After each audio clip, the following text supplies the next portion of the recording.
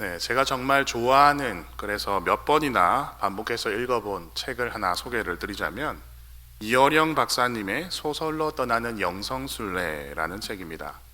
거기에 보면 여러 가지 소설들을 다루지만 특별히 1862년에 프랑스 작가 빅토르 위고의 레미제라블이라는 작품을 다루고 있습니다. 우리에게는 장발장 이야기로 더 널리 우리 좀 익숙한 소설인데요. 이어령 박사님이 설명하시기로는 레미제라블이라는 소설에서 가장 큰 특징 중에 하나가 바로 어린아이를 주인공으로 등장시킨다는 점이랍니다. 실제로 이 소설에 코제트라는 이름하는 아이가 등장하는데요. 이 소설을 이해하는 아주 핵심적인 인물이 되는 것을 우리가 읽을 수가 있습니다. 여러분, 어린아이를 소설에 등장시켰다는 사실 자체가 왜 파격적이고 주목할 만한 지점이었을까요? 19세기 레미제라블이라는 이 소설 이전의 모든 소설은 어린아이가 등장하지 않았답니다. 당시 사람들은 어린아이를 굉장히 하찮게 여겼기 때문에 아이들에게는 집중하지 않았다는 것이죠. 여러분, 아이들을 당시에 이 모든 사람들이 동서양을 막론하고 아주 미숙한 존재로 여겨서 공공연하게 죽였답니다. 어린아이는 아직 사람이 아닌 것으로 봤던 것이죠. 그래서 계몽주의 이전에, 즉 전근대 시대를 살아가던 사람들에게는 7살 되기 전의 아이는 아무런 생명의식 없이 죽였습니다. 예를 들어서 옛날 로마에서 군인이 군대를 간 남편이 아내에게 보내는 편지에는 이런 내용을 아주 쉽게 찾아볼 수 있답니다. 아들을 낳으면 잘 키우고 여자를 낳으면 광주리에 담아서 물에 띄어버리시오 라는 내용을 아무렇지도 않게 적었다고 합니다. 또 우리 동양 문화에서 보면 옛 동양 문화도 별반 다르지 않다는 것을 우리가 알고 있죠. 예를 들어서 19세기에 일본 메이지 유신 때 고카이시라고 해서 자녀들을 둘 이상 낳으면 죽이는 풍습이 있었다고 전해집니다. 그것이 바로 아주 옛날도 아니고 19세기 이야기입니다. 이렇게 동서양을 막론하고 19세기 이전의 어린아이의 위치는 인간 이하의 취급을 받아왔습니다. 자, 그런 점에서 한번 생각해 보시죠. 지금 이 본문은 약 우리가 2000년 전에 있었던 일로 기억하고 있습니다. 2000년 전에 쓰였던 이 본문이 어린아이를 주인공으로 내세우고 어린아이들을 향해서 꾸짖는 제자들을 향해서 오히려 호통을 치시며 그 아이들을 감싸서 안아버리시는 예수님의 모습은 모든 인류에게 가히 파격적인 모습이 아닐 수가 없습니다. 여러분, 그것도 2000년 전의 말입니다. 불과 인류는 160년 전부터 어린아이들에게 관심을 갖기 시작을 했는데 성경은 2000년 전부터 어린아이들을 끌어안고 있는 것입니다. 자, 그렇다면 오늘 예수님께서 이 어린아이들을 끌어안으시는 이유를 우리가 한번 본문을 통해서 면밀하게 살펴보도록 하겠습니다. 여러분, 예수님은 항상 천국에 대한 가치를 역설적으로 좀 설명을 하셨습니다. 말씀을 하셨어요. 그래서 어린아이의 이 특징을 가지고도 오늘 천국에 대해서 설명을 하십니다. 그리고 그 특징은 바로 의존성입니다. 어린아이가 가지고 있는 특징, 그 특징이 있어야만 너희들이 천국에 갈 수 있다. 그것은 바로 의존성입니다. 그 말은 아이들은 뭘 믿으면 정말 진짜로 믿는다는 것이죠. 그리고 그 의존을 위해서 반드시 필요한 성품, 이 아이들이 가지고 있는 이 성품을 우리가 가져야 된다라고 말씀을 하시는데 그것이 바로 겸손입니다. 그래서 오늘 우리는 천국은 어린아이와 같은 자의 것이다 라는 그 말의 뜻은 천국은 바로 겸손하게 주님을 의존하는 자의 것이다 라는 뜻으로 오늘 모든 설교가 한 문장으로 요약될 수 있을 것입니다. 따라서 오늘 설교의 제목이자 우리가 구해야 할 기도의 제목은 어린아이와 같은 겸손한 의존의 기도를 우리가 오늘 같이 했으면 좋겠습니다. 자, 그러면 본문을 보시죠. 예수님이 어린아이를 안아주시는 기록은 우리가 소위 공관복음이라고 부르는 마태, 마가, 누가복음에 모두 기록되어 있습니다. 여러분, 본문 13절 제가 상반절까지만 같이 한번 읽어볼까요? 다시 한번 읽겠습니다. 시작. 그때에 사람들이 예수께서 안수하고 기도해 주심을 바라고 어린 아이들을 데리고 오매. 여기까지만 보겠습니다. 자, 여기서 보시면 아이들을 데리고 온 사람들이 아마 부모들일 겁니다. 자, 마태는요, 지금 예수님께서 아이들에게 안수하고 손을 얹어주시고 기도해 주시기를 바랬다라고 기록을 하고 있어요. 반면에 마가와 누가는 주님이 아이들을 쓰다듬어 주시기를 바랬다, 주님과의 접촉을 바라고 있다라고 기록하고 있습니다. 더 나아가서 누가는요, 어린이들뿐만 아니고 아기들을 데리고 왔다라고 기록을 하고 있습니다. 그러니까 우리가 말하는 어린이부터 아기들까지 지금 이 현장에 지금 다 와서 예수님의 접촉을 바라고 있는 것 같습니다. 여러분 보시면 주님과의 접촉을 바란다, 주님이 아이들을 만져주시기를 바란다라는 것은 기도 요청입니다. 이 아이들을 위해서 축복하여서 기도하여 주십시오라고 요청을 하고 있는 것입니다. 여러분, 아이들을 향한 제자들의 반응은 어땠을까요? 제자들은 그 당시의 문화가 어떠했으며 아이들을 바라보는 시각이 어떠했는지 우리에게 명확하게 보여주는 단면이 됩니다. 여러분 13절 하반절인데요, 제가 한번 읽어볼까요? 오매 다음부터 제자들이 꾸짖거늘 이라고 되어 있습니다. 여러분, 여기서 제자들이 부모들을 꾸짖은 것이 아닙니다. 이 원어적으로 살펴보면 제자들이 아이들을 꾸짖습니다. 애들에게 뭐라고 합니다. 호통을 칩니다. 이게 무슨 말이냐? 지금 어른들이 천국을 논하는 자리에 애들이 낄 때가 아니라는 것이죠. 저리 가라는 것이죠. 자, 당시 아이들의 사회적 지위라는 것은 존재하지 않았기 때문에 누구나 쉽게 이렇게 무시할 수 있었고 주변 사람들도 그것을 달리 이상하게 생각하지 않았을 겁니다. 자, 아이들을 꾸짖는 제자들을 향해서 진노하시는 사람이 등장하게 됩니다. 근데 그것은 부모가 아니었습니다. 누가 진노를 했느냐? 14절입니다. 우리 14절 다시 한번 읽어보겠습니다. 시작. 예수께서 이르시되 아이들을 용납하고 내게 오는 것을 금하지 말라. 천국이 이런 사람의 것이니라 하시고 있습니다. 여러분 보시는 것처럼 마태의 경우는 그저 예수님께서 말씀하셨다, 이르시되라고 기록되어 있는데요. 마가는 이 제자들을 향해서 예수님이 어떻게 하셨다고 기록하냐면 화를 내셨다, 더 나아가서 진노하셨다라고 마가복음 10장 13절에서 우리가 그것을 찾을 수 있습니다.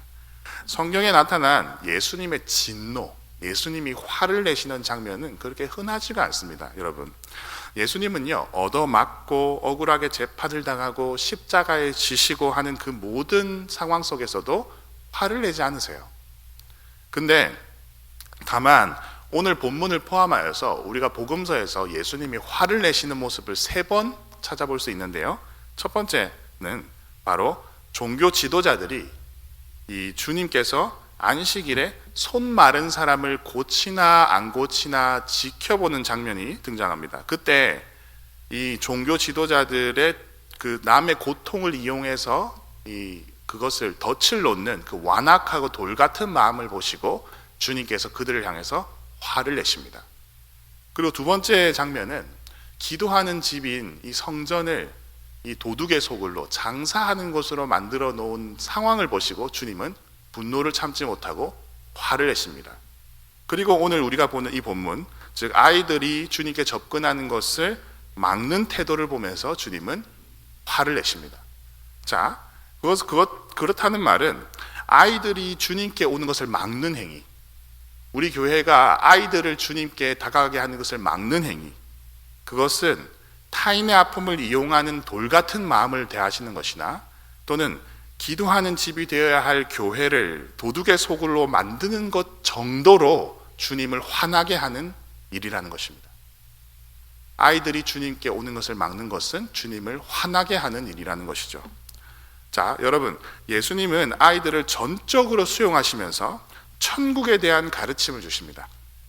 천국은 이런 어린아이와 같은 사람의 것이다 라고 예수님께서 말씀하시죠.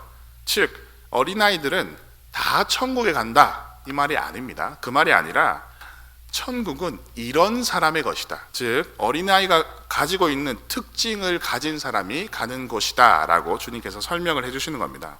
이것은 기독교 신앙 전체의 신앙 그 교리와 대치되는 말씀이 아닙니다. 자, 그렇다면 우리가 천국을 어떻게 간다고 우리 교회에서 배웁니까? 여러분 천국 어떻게 가죠? 사실 우리 제가 5살짜리 우리 딸아이가 있는데 딸이 저한테 몇 번 물어본 적이 있습니다. 아빠, 천국은 어떻게 가? 천국은 어떻게 가는 거야?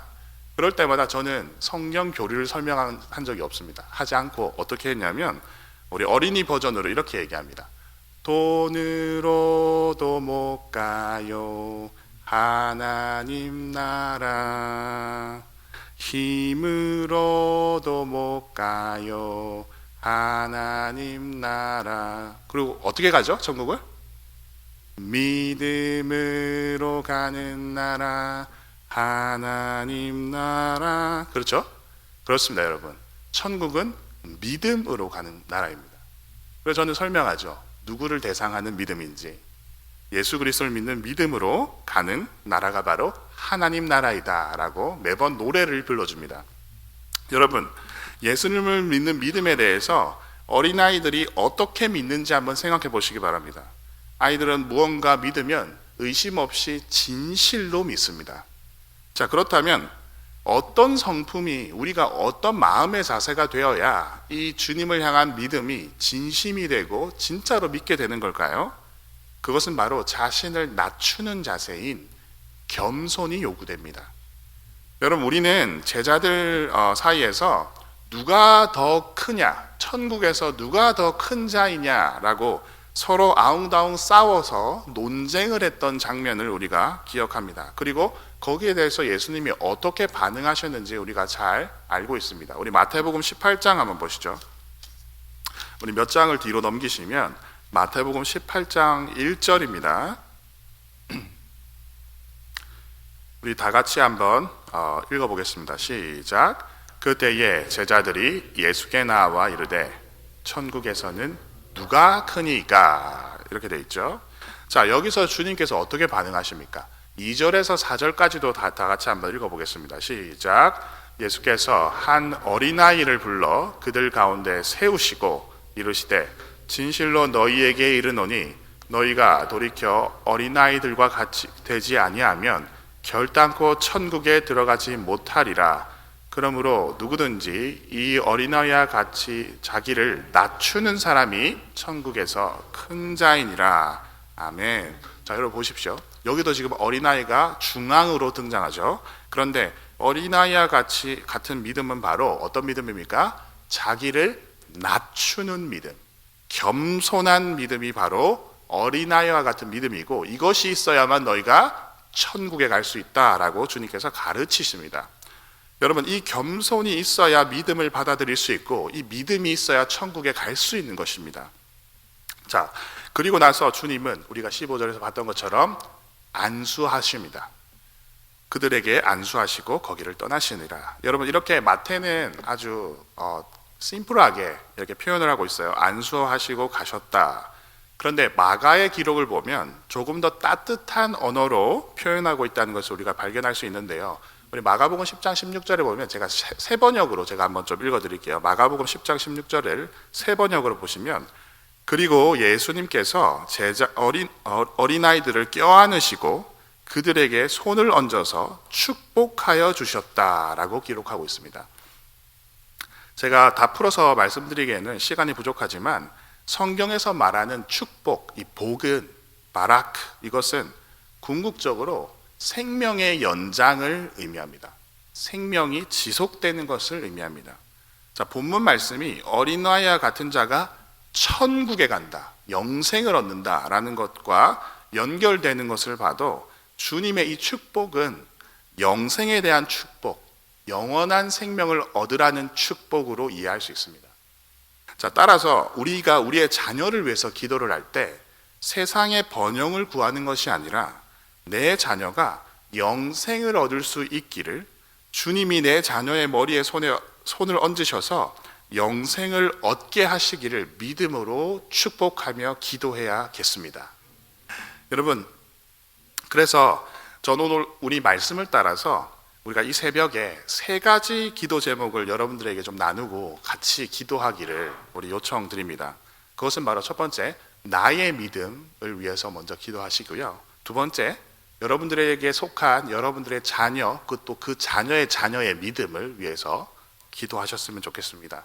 그리고 또 실제로 세 번째는 우리 교회에 지금 속해 있는 우리 교육부 아이들, 우리 자녀들의 믿음을 놓고 좀 기도했으면 좋겠습니다. 간략하게 우리 나누면 첫 번째, 나의 믿음에 대해서는 내가 어린아이와 같이 겸손한 성품으로 주님을 전적으로 의존할 수 있기를 기도하시길 바랍니다. 두 번째 기도는 나의 자녀들을 떠올리시면서 기도하시는데요. 지금 주님, 우리 자녀에게 찾아가셔, 누구누구에게 찾아가셔서 손을 얹으시고 영생의 그 축복을 허락해 달라고 기도해 주시길 바랍니다.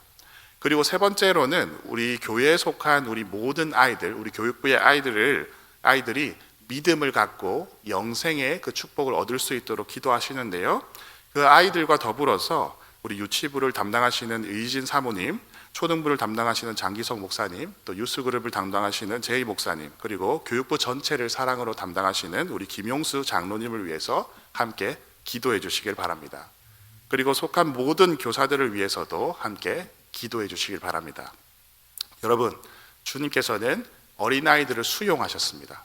아이들을 막는 자세를 보고 화를 내셨습니다. 진노하셨습니다. 그렇다는 말은 예수 그리스도를 따르고 예수를 믿는 우리는 우리 아이들을 안아주고 아이들을 수용하고 아이들을 사랑해야 할 것입니다. 그리고 우리가 그들을 위해서 기도해야 할 것입니다.